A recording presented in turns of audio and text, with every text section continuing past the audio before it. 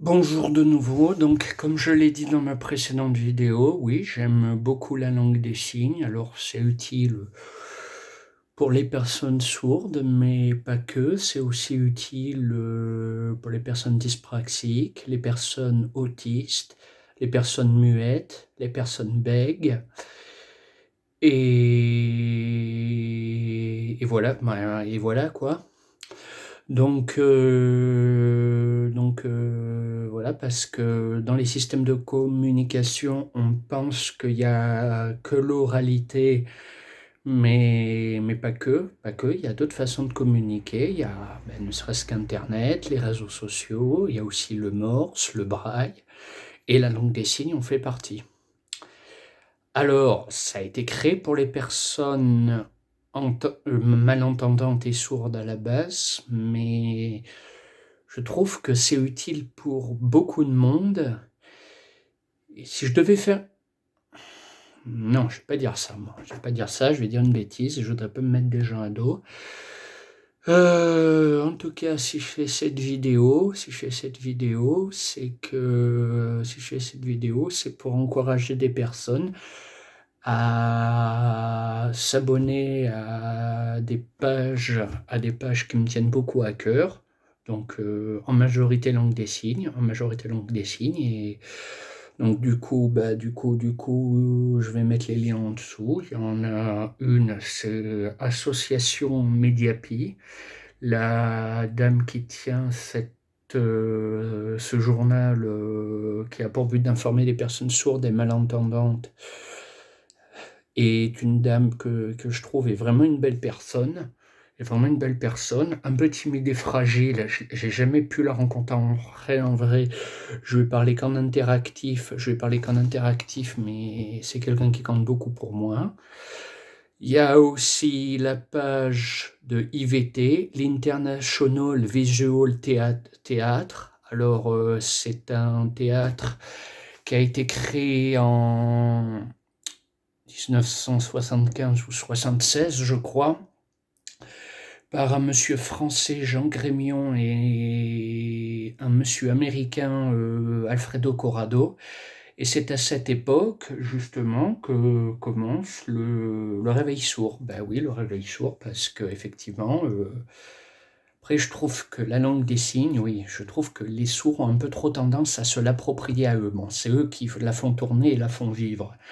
Mais je trouve que c'est dommage que d'autres personnes de cette pathologie, que d'autres personnes qui ont des pathologies différentes, ne puissent pas avoir accès à, voilà, notamment au dictionnaire de LSF, avoir leur mot à dire sur quand on choisit les signes, notamment sur des dicos et puis des sites comme Elix, Sematos. Donc, oui, puis comme j'ai dit dans ma précédente vidéo, ça a été interdit depuis 1880. On forçait les gens, notamment les sourds, à oraliser. On pensait que les autres systèmes de communication étaient dégradants et débilisants, ce qui est totalement ridicule, comme je l'ai dit, parce qu'il y a différentes façons de communiquer, et pas que par l'oral. La langue des signes en fait partie. Il y a l'écrit, il y a le braille, il y a le morse, il y a l'informatique, il y a, il y a eu le Minitel aussi, il y a le MIME, et donc voilà. Et quand ça a été mis en place, IVT, en 1975, ça a été une véritable révolution, parce que pendant des années, on vivait avec cette certitude qu'il n'y avait que par l'oral que les personnes pouvaient communiquer, notamment les sourds, et voilà, IVT a été créé en 1775, mais c'était encore réservé pour un public d'artistes.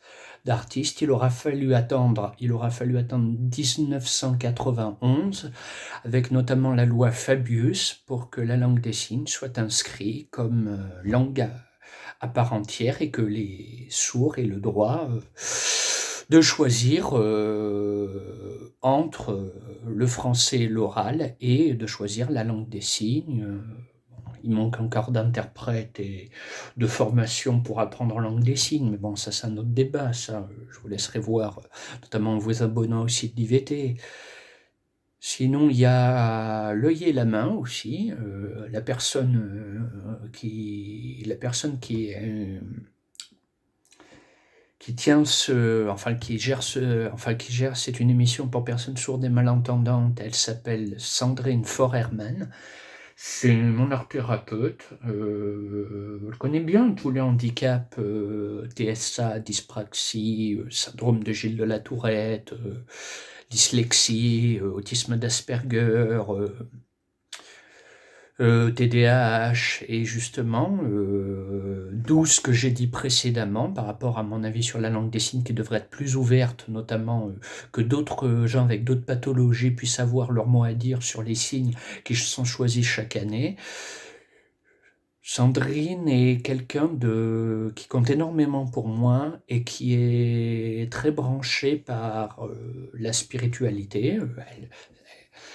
Elle adore les animaux, elle est très branchée sur tout ce qui est connexion à la terre, et elle se forme là pendant 1 an avec une école de yoga. Bon, je suis pas d'accord avec tous les enseignements de cette école de yoga. Bon, je ne citerai aucun nom, mais je trouve que des fois, les choses qu'ils enseignent sont totalement biaisées. Après, ça n'engage que moi, mais bon. Et voilà, l'œil et la main pour les sourds et malentendants. Mais Sandrine est aussi art thérapeute et elle encourage les personnes à à se libérer et à décompresser, notamment autour de la langue des signes, de l'art, donc art thérapie, et d'une forme d'art très particulier que les personnes signantes ont inventé, qui s'appelle le chorésigne, le chant-signe. Pour ça, je vais me permettre aussi de citer des chaînes de personnes qui pratiquent cet art. Il y a donc Noémie Churlet, la dame de Mediapi, qui gère Mediapi. Il y a une jeune fille très talentueuse, très belle aussi, il faut le dire, qui s'appelle Winona Guillon, qui a joué dans la série Scam. Et il y a aussi une jeune fille du nom de Mélanie Lemaître, dont je vous mettrai aussi le lien pour sa chaîne YouTube. Et voilà, je crois que c'est tout. Ah si, il y a aussi le fabuleux spectacle joué par IVT, notamment la très talentueuse Emmanuelle Laborie, que je vous encourage à... Bon, on ne peut pas, vu la situation sanitaire qui règne, allez le voir en direct, donc regardez-le en interactif, qui s'appelle Dévaste-moi. Donc voilà, c'est des musiques du répertoire, avec une comédienne très talentueuse qui elle aussi compte énormément pour moi, qui avec sa troupe de musiciens, à travers des petites histoires, chant-signe autour de la pièce, tout au long de la pièce, je veux dire. Tout au long de la pièce, et ben voilà. Bon, aujourd'hui, je me concentre sur la langue des signes et les personnes sourdes et malentendantes. Après, au fil du temps, je ferai aussi comment dire, j'encouragerai aussi à s'abonner donc sur d'autres thèmes, notamment ceux que j'ai parlé, cinéma, art, autisme et troubles neuroatypiques, spiritualité, jeux vidéo aussi, lecture, et puis voilà. Mais bon, ça vous découvrirez petit à petit.